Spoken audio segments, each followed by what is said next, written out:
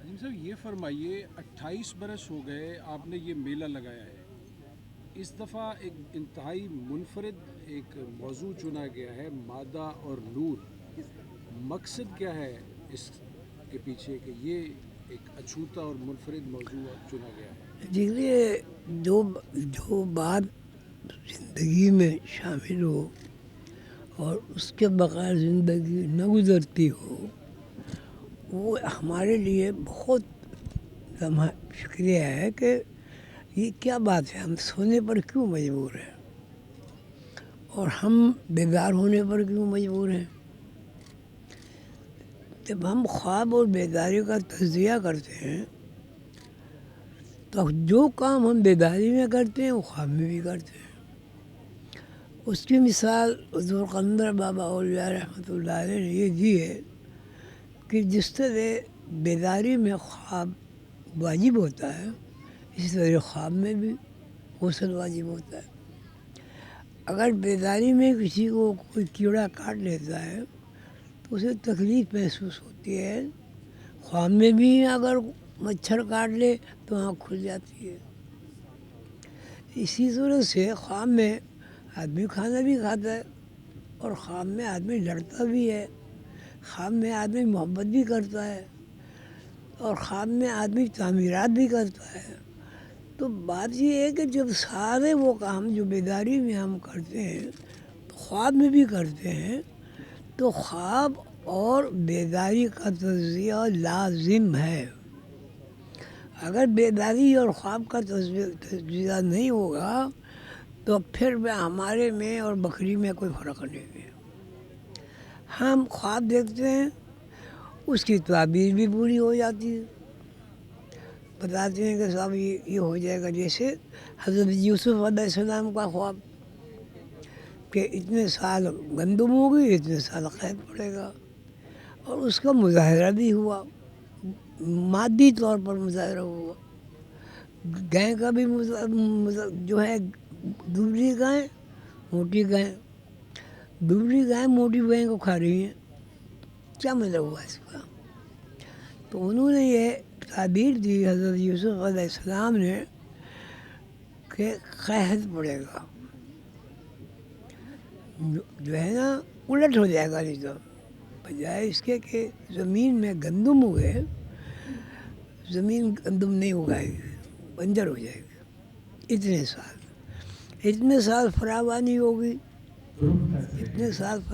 ہوگی، پھر اس کی حضرت یوسف علیہ السلام نے تدبیر بھی کی، احرام بھی نے، اور پھر اس کی تقسیم بھی آپ کے سامنے ہے ہوئی، قید بھی پڑا، اور ایک پورا نظام تبدیل ہو گیا۔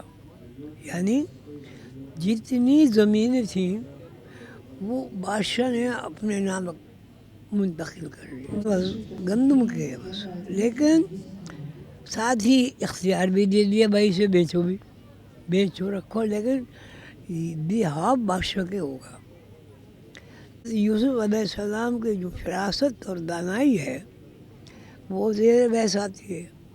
ان کے مخالف بھی تھے تو غیر مسلم تھے، غیر مسلم تو بادشاہ بھی تھا، تو ان کی جو مخالفت ہوئی تو اس مخالفت کا سدجواب بھی ہوا۔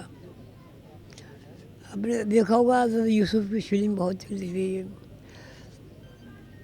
جو سوال یہ ہے کہ یہ 7 سال فراوانی ہوگی اور 7 سال قحط پڑے گا، یہ کون سی زبان ہے؟ دبلی پتلی گائیں موٹی گاؤں کو کھا رہی ہیں۔ الٹ تو یہ ہونا چاہیے تھا کہ موٹی گائیں جو ہیں دبلیوں کو کھاتی، الٹ ہو گیا۔ تو اس کا مطلب نظام یہ ہے کہ جب آپ گندم زمین میں ڈالیں گے یا کوئی بیج بھی ڈالیں گے تو زمین کی یہ ڈیوٹی ہے کہ اس کو پیدا کرے اور اس کو بالکل دوسرے لوگوں کی طرح، آدمیوں کی طرح اس کے بچے بھی ہوں۔ گندم کے ایک دانے میں 100 سے زیادہ دانے ہوتے ہیں گیہوں کے۔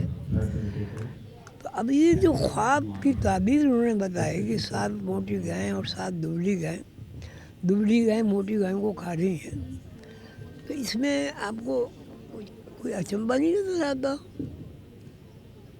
भाई मोटी दुबली को खाए तो समझ में आती बात, बिल्कुल दुबली गाय वो मोटियों को खा रही है, ये क्या मतलब हुआ? इसका मतलब तो ये हुआ कि बिल्ली चूहे को नहीं खा रही, चूहा बिल्ली को खा रहा। तो ये क्या लम्हा फिक्रिया नहीं है? अब ये 14 साल का है हिसाब किताब, 7 साल गंदम की फरावानी होगी और 7 साल कैद पड़ेगा। अब ये 7 साल कैद पड़ेगा, ये दुबली गायों ने जो मोटी गायों को खा गई, इसका क्या मतलब हुआ? अब बताएं क्या मतलब हुआ? निज़ाम उलट जाएगा, अल्लाह गंदम, और फिर क्या होगा? कैद पड़ जाएगा। जब कैद पड़ जाएगा तो कैद में लोगों को जो भी मिला होगा वो खाएंगे, तो लोग पत्ते खा के गुजारा करते हैं। और यहाँ तक के लोग चमड़े को पानी में पका के उसका पानी पी के गुजारा करते हैं। अब इस ख्वाब की बात जो है, 7 साल कैद पड़ेगा, 7 साल, आपने क्या समझा इसको? यानी हर जो निज़ाम जो है ज़मीन का, आसमान का, उलट जाएगा। निज़ाम ये है कि बारिश हो और ज़मीन दलहाती खेतों में तब्दील हो जाए। तो अब ये तो निज़ाम नहीं है ना कि गंदम बिल्कुल ख़त्म ही हो जाए और कैद पड़ जाए, वो भी 7 साल। यानी 7 साल ज़मीन ने गंदम उगाना बंद कर दिया। यानी 7 साल ज़मीन भी एक दरख्त है और गंदम उसके बच्चे हैं, वो बांझ हो गए। तो ये उन्होंने कैसे इस ताबीर बता दिया इसको? एक बात। दूसरी बात ये कि हमारी ज़िंदगी में 2 रुख मुतय्यन हैं, बेदारी और सोना, जिसको हम ख्वाब कहते हैं। ख्वाब का मतलब है सोना, यानी सोने की हालत में जो कुछ आप देखें। ख्वाब में अगर कोई किसी के सांप काट ले, अब बताइए उसका हाल क्या होगा जब वो उठेगा? तो जब उसको पानी पिलाएंगे, दिखाएंगे भाई कोई भी नहीं है, सब देखो ऐसे ही तुमने ख्वाब देखा है, वो भूल जाएगा। तो अब इसमें यह है कि बातचीत जो आप करते हैं और आपके अंदर जो ज़ख़ीरा है वोकैबुलरी का, अल्फाज का, जुमलों का, या अपने ख़यालात का इजहार का, वो उसका क्या सिस्टम है? अगर आपके अंदर किसी ज़ुबान का ज़ख़ीरा ना हो तो हम सब गूंगे बहरे। तो वो जो रिकॉर्ड है, जिसको हम हाफ़िज़ा भी कहते हैं, ज़हन भी कहते हैं, वो क्या है वहाँ के? क्या टाइपराइटर लगा हुआ है कोई? जब हम पानी को देखते हैं, पानी को देखे बगैर क्या आप उसको समझते हैं? पानी नहीं, इन आँखों से नहीं, दिमाग में जब भी आपको प्यास लगेगी पानी का अक्स बनेगा। अगर आप प्याले में पानी पीते हैं तो प्याले में पानी होगा, गिलास में पीते हैं तो गिलास पे पिएंगे, नहर में पी रहे हैं तो नहर। ये क्या है? और अगर वो शराब करते हैं ना, जिसे अगर वो शराब हो, आप पानी नहीं पी सकते। इसका क्या मतलब हुआ भाई?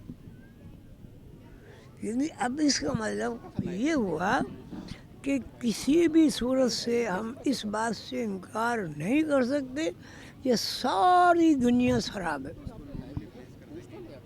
बच्चा 1-1.5 फुट का होता, तो 7 फुट का हुआ, 3 का हुआ, 4 का हुआ, हमें नजर क्यों नहीं आता? एक बात। दूसरी, तो बचपन गया कहाँ? تو ظاہر ہے کہیں ذخیرہ ہوا، کہیں ذخیرہ ہوا. تو اب کیوں ذخیرہ ہوا؟ کہ اگر ذخیرہ نہیں ہوگا ہم کسی نامولود بچے کو پہچان ہی نہیں سکتے. ہمارے دماغ میں پہلے سے ریکارڈ ہے کہ بچہ 1 دن کا بھی ہوتا ہے اور بچہ 10 دن کا بھی ہوتا ہے. جب 10 دن کا بچہ ہوا کیا اس کا سارا یہ جو سسٹم ہے بدل نہیں گیا؟ پھر وہ پیروں چلنے لگا. وہ پیروں چلنے والے سے پہلے کا جو حالت ہے وہ کہاں گیا؟ آپ کہتے ہیں غیب میں کہ چلا گیا. اگر وہ غیب میں چلا گیا تو آپ جوان کیسے ہو گئے؟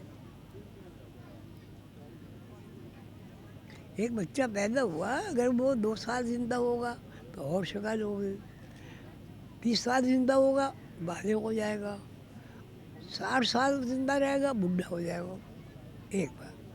دوسری بات یہ کہ اللہ تعالیٰ نے فرمایا اِنَّ لِلَّهِ وَإِنَّا إِلَيْهِ راجعون. ہر چیز اللہ کی طرف سے آ رہی ہے اور اللہ کی طرف لوٹ رہی ہے. مثلا اب میں پیدا ہوا، اب اس صورت میں جب ہوں میں یہ میرا سارا جو دورانیہ ہے عمر کا وہ کہاں گیا؟ ہمیں نظر کیوں نہیں آتا؟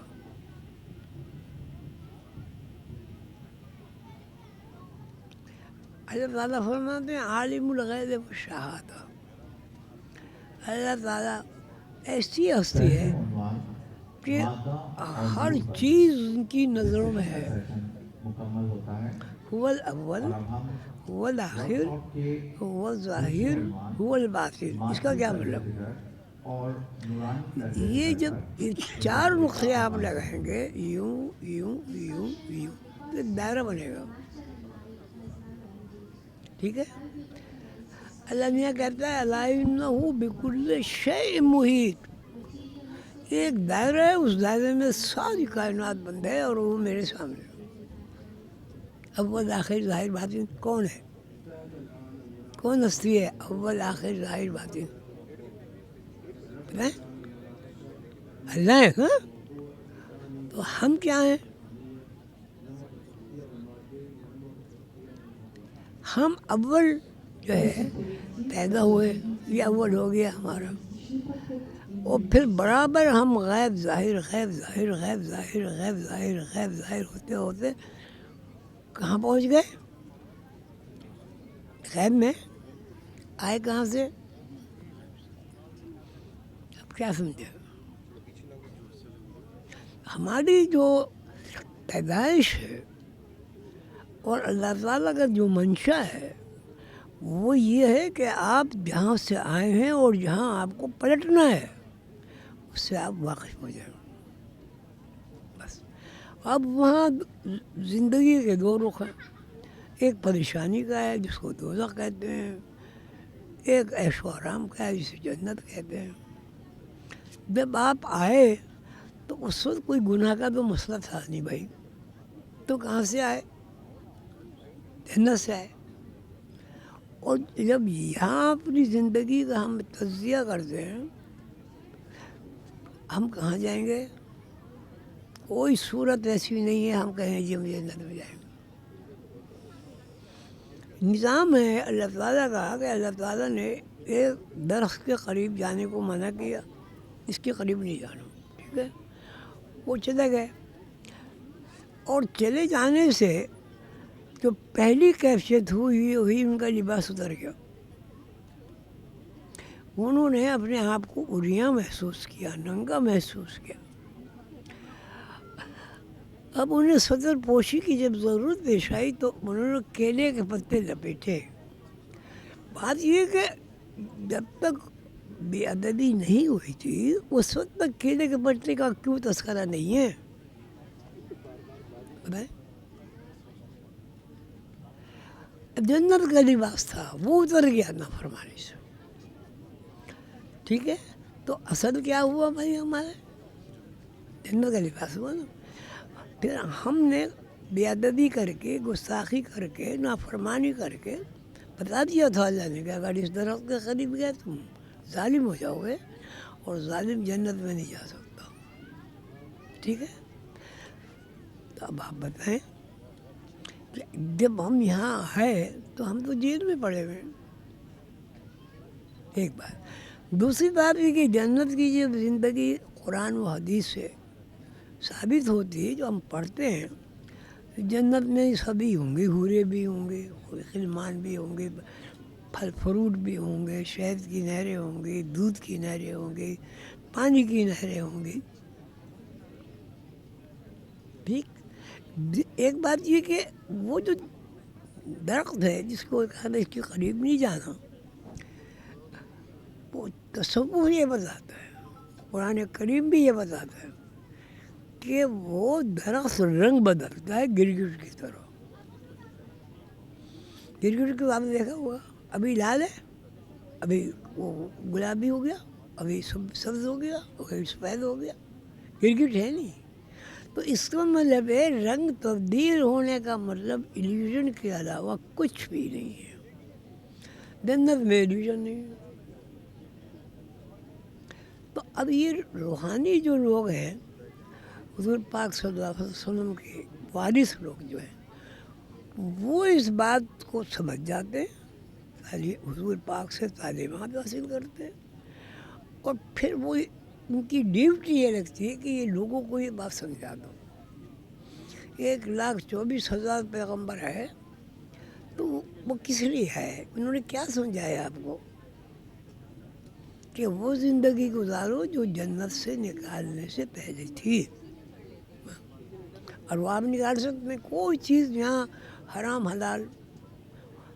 حلال کی اگر آپ تشریح کریں، آپ روٹی چرا کے کھا لیں، حرام ہے. روٹی اپنے گھر میں کھا لیں یا اس سے مانگ کے کھا لیں، حلال ہے. پھر ہر شے، کل شیء یخلق الی اصلی، ہر شے 2 رخ میں بنی، رنگ کالا یا رنگ سفید. اچھا، میٹھا، کھٹا، نمکین، اور کچھ بھی کہہ لیجیے آپ. سبزیاں دیکھ لیجیے، ہر سبزی ایسی آپ نہیں نکال سکتے جو بے رنگ ہو. ہے تو بتا دیں کوئی. اور آپ کہیں گے جی سفید ہوتی ہے کوئی چیز، تو سفید بھی رنگ ہے بھائی. تو اس کا مطلب یہ ہوا کہ جب آدم علیہ السلام اس درخت کے قریب گئے جو مستقل گرگٹ کی طرح رنگ بدل رہا ہے، تو انہوں نے کہا یہ نیلا ہے، بہت ہی زیادہ چمکدار. اچھا، وہ غائب ہو گیا، ایک دم سرخ ہو گیا. گائے تو سرخ ہے، بہت اچھا ہے. پھر سبز ہو گیا، پھر کوئی اور رنگ ہو گیا. 60 رنگ تو ابھی تک دریافت ہو چکے ہیں. رنگ میں آمیزی کریں آپ، رنگ تو نیا رنگ بن جاتا.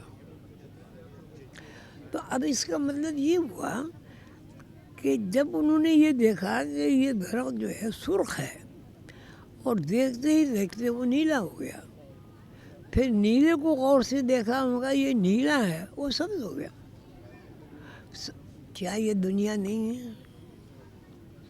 ایک چیز آپ پسند کرتے ہیں، پھر اس کو رد کر دیتے ہیں.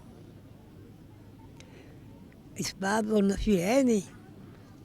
ایک چیز آپ کو پسند ہے، مجھے ناپسند ہے. مجھے جو چیز ناپسند ہے آپ کو پسند ہے. اور جتنی چیزیں ہیں اس میں سے کوئی بے رنگ چیز بتا دیں.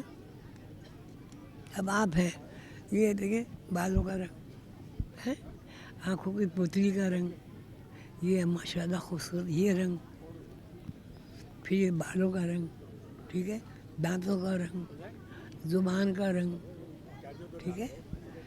اچھا، اب یہ تو ظاہر ہو گیا نا. اب بتائیں اندر گردے کا رنگ، کلیجی کا رنگ، دل کا رنگ، دل کے اندر جو خون ہے اس کا رنگ، دن کا رنگ، رات کا رنگ اندھیرا. تو آپ کتنی ہی کوشش کر لیں، اس دنیا میں آپ کو بے رنگ چیز کوئی نظر نہیں آئے. اگر 1 کروڑ چیزیں ہیں تو 1 کروڑ چیزیں رنگ ہوگا. क्यों होगा? क्यों होगा? कि अगर रंग में तब्दीली ना हो तो जो सही बात है वो उसको कैसे आप बयान करेंगे? अगर काला रंग ना हो, काला रंग ना हो तो कैसे बयान करेगी सारी दुनिया? ठीक है। और काले के अलावा सफ़ेद ना हो तो इसका मतलब है ये रंग जो है ये हम में दूरी करता है। एक अल्लाह का रंग है सिबगतुल्लाह, अल्लाह का रंग, वमन अहसन मिनल्लाह सिबगा, अल्लाह का रंग सबसे अच्छा रंग है। अल्लाह का भी रंग है जिसको हम नूर कहते हैं, उसका हम नाम नहीं रख सकते। सफ़ेद अगर कहें तो नूर सफ़ेद नहीं होता, उसमें तो सारे रंग मौजूद हैं। बस यही है। अब हमें ज़ालिकल किताब, ये किताब ला रहे नहीं शक फी है इसमें, बस वो हम पढ़ते नहीं।